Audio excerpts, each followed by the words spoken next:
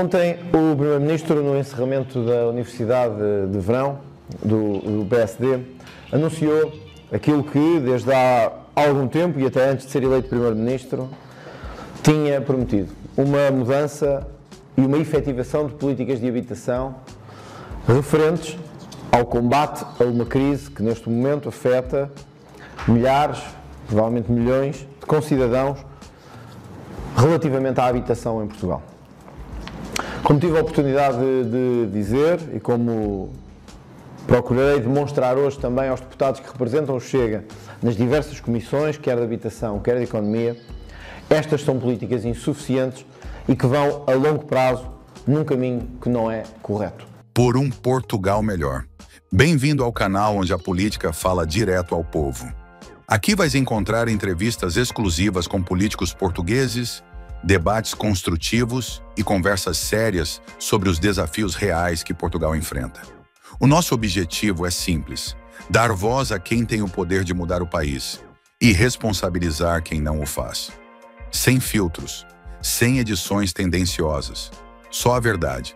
Por um Portugal mais justo, transparente e melhor para todos. Subscreve para não perderes nenhum episódio, porque um país melhor começa com uma conversa honesta. Se há alguns pontos em que compreendemos e podemos estar de acordo em relação àquilo que é o caminho que o Primeiro-Ministro quer trilhar, e um desses pontos é a redução da burocracia, hoje absolutamente incontornável num país repleto de teias burocráticas, ou mesmo a necessidade de redesenhar os caminhos e os critérios de investimento e de acesso ao crédito em matéria de habitação, com novos protocolos com o Banco de Investimento.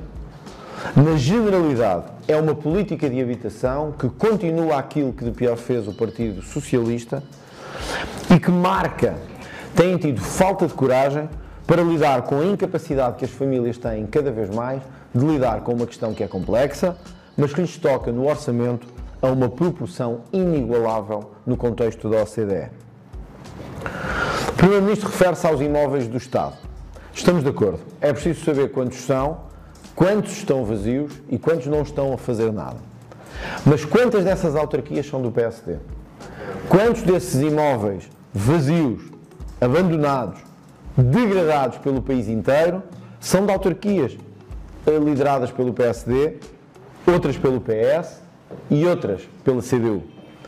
Quantos destes imóveis do Estado derivam de políticas de autarcas ineficazes e de abandono, não só do mundo rural, como do interior, como mesmo das próprias cidades? Aqui mesmo em Lisboa, dezenas de imóveis abandonados, às vezes nas zonas centrais e históricas da cidade, estão assim há anos, há décadas, em sucessivas autarquias de PS e PSD. Por isso não basta dizer que vamos dar uso aos imóveis do Estado. Que uso vamos dar se nem um cadastro de imóveis devolutos temos? Que imóveis podemos usar se não somos capazes de pressionar os autarcas e dizer-lhes que é inadmissível ter imóveis vazios quando as pessoas não têm casa ou quando as casas estão a preços absolutamente pornográficos? Mesmo assim, deliberadamente, deixam estes imóveis ao abandono, criando uma situação deliberada de escassez de habitação, de aumento de preços, de crise social e humana.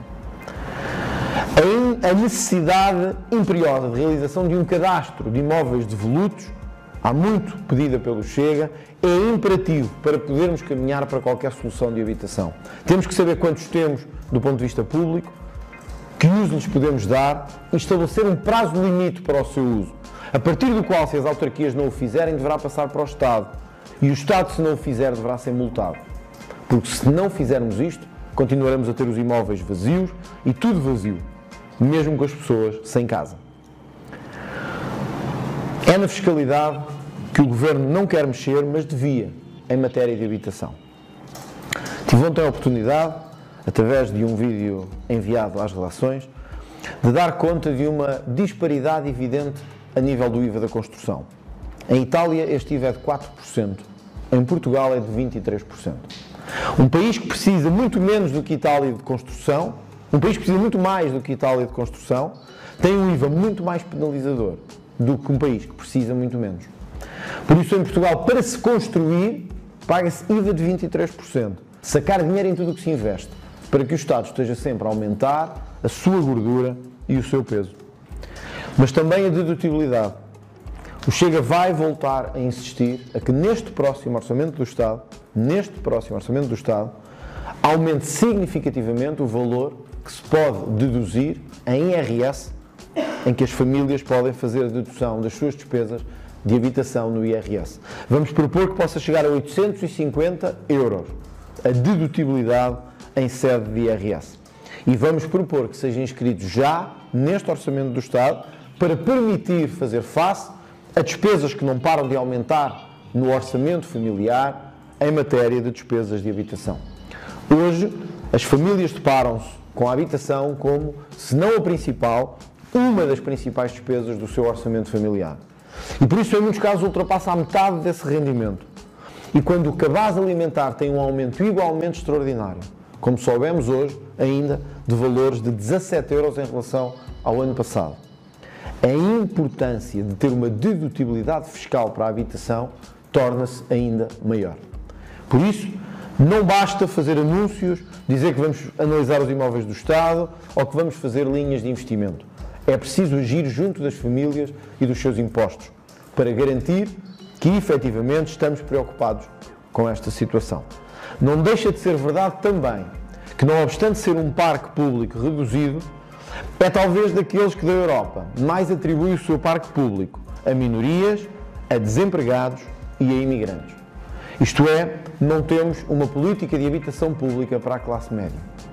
Temos uma política de habitação pública para os que não trabalham, temos uma política de habitação pública para as minorias que sempre, ou quase sempre, se aproveitam das casas públicas e agora, recentemente, para as novas vagas de imigrantes que chegaram.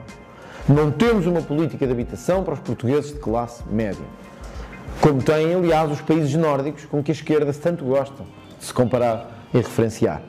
Esta é uma reorientação que é preciso ter. Temos que ter critério para atribuir a quem trabalha, a quem paga impostos, porque estes são, na verdade, os novos pobres da atualidade. Aqueles que, mesmo trabalhando, mesmo recebendo, às vezes em casal, ou agregado familiar até alargado, já não têm dinheiro para pagar a casa. E é estes e nestes que nos devemos focar, em vez de ter o mesmo foco sempre em minorias desocupadas ou naqueles que não querem trabalhar. É por isso também necessário, porque a habitação será sempre limitada, discutir o limite e o âmbito das novas vagas de imigração que estamos, sobretudo a última década e meia, numa fiscalidade pouco amiga do mercado de habitação, pois que mesmo em casos de arrendamento, o Estado fica com 25% dos rendimentos de quem coloca uma casa a arrendar. Tudo isto gerou a crise de habitação que temos, e não apenas as vagas de imigração. Porém, estas vieram evidenciar ainda mais um problema que já se fazia sentir: a falta de casas para pessoas da classe média, a falta de casas para os portugueses comuns. E este é um tema que tem de estar também em cima da mesa quando discutimos a nova política de habitação. Por isso, já nesta reunião, que decorrerá no dia 3 de setembro, entre delegações do Governo e do Chega, o Chega dará a nota que, a par das múltiplas dimensões que é preciso discutir, o Governo deve apresentar ao Parlamento, num prazo razoável, de mês e meio a 2 meses, uma nova lei de bases da habitação e uma nova política orientadora de habitação pública em Portugal, para garantirmos que ainda nesta legislatura, mas sobretudo que nesta sessão legislativa, começamos a desenhar uma nova solução para a crise da habitação em Portugal. Quero finalmente dar nota do seguinte. Ontem, em notícias divulgadas primeiro pelo jornal Correio da Manhã e depois ouvimos e esperámos para ouvir pela resposta do Primeiro-Ministro durante a tarde em relação a esta matéria, dizendo que a oposição que tinha feito a estes elementos se devia essencialmente por razões de segurança do próprio, da família e dos imóveis, parte do agregado do Primeiro-Ministro. O Chega questionará hoje diretamente o Primeiro-Ministro e também a transparência em relação a esta oposição e às razões que a fundamentam, procurando saber se o Primeiro-Ministro está empenhado em esconder algum elemento ou alguma razão do seu incremento patrimonial ou se tem motivos legítimos face à lei para o fazer. É preciso perceber se as notícias que vieram ao público na sua extensão são verdade em relação aos elementos que o Primeiro-Ministro procurou ocultar ou se o Primeiro-Ministro procurou apenas limitar o acesso de alguma informação que pusesse em causa elementos de segurança. Que critérios foram utilizados para o Primeiro-Ministro e são utilizados como previstos na lei, em geral para os titulares de cargos públicos. Ou qual foi a razão de uma decisão de deferimento por parte da entidade da transparência em relação a esta matéria.